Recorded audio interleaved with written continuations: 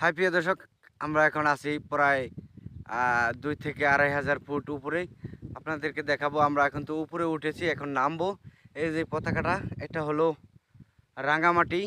রাঙামাটি যেই রিসোর্ট আছে, সেই রিসোর্টে কিন্তু এই পতাকাটা দেখা যায়।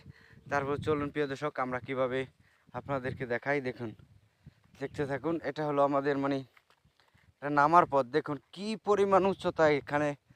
হ্যাঁ, আপনাদেরকে যদি দেখাই, এখান থেকে কি পানি দেখা যাবে? ওই যে মানে বিশাল, কি বলবো, আস্তে আস্তে নামতে হবে। আমাদের কিছু বন্ধুরা ছিল, তারা চলে গেছে এখান থেকে। এই যে আমরা এখন আস্তে আস্তে নামবো এখান থেকে। দেখুন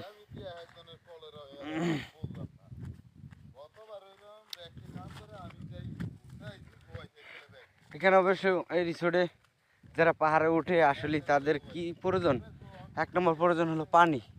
কারণ এখানে উঠতে উঠতে মানুষ হয়রান হয়ে যায়, গলা শুকায় যায়, সেজন্য পানি প্রয়োজন।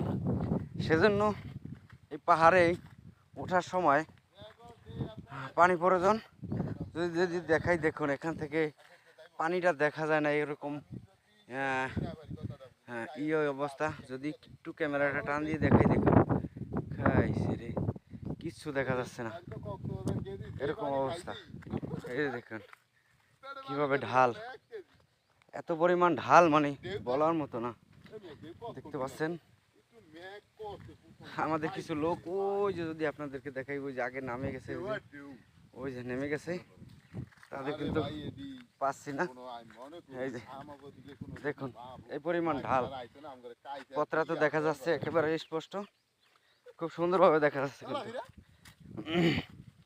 আসলে কতখানি মানুষ, কি পরিমাণ মানুষ এখানে আসলে এই পরিমাণ একটা পথ এখানে তৈরি হয়, বুঝতেই পারছেন। আসলে এই রিসোর্টটা কিন্তু জনপ্রিয় একটি রিসোর্ট, এই কারণে কিন্তু এখানে মানুষগুলো আসে।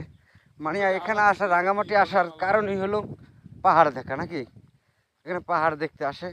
এই যে পাহাড়ে আমরা উঠি, এখানে খাওয়া দাওয়ার ব্যবস্থা খুব কম। হ্যাঁ, গাড়ির জিনিসটা খুব কম, পাহাড়ও মানে গাড়ির জিনিসটাও খুব কম। এই দেখুন লতা পাতা, এই যে এখানে লতা পাতা আছে গাছে। দুই সাইডে সবুজ ঘাস, দুই সাইডে সবুজ ঘাসে কিন্তু একেবারে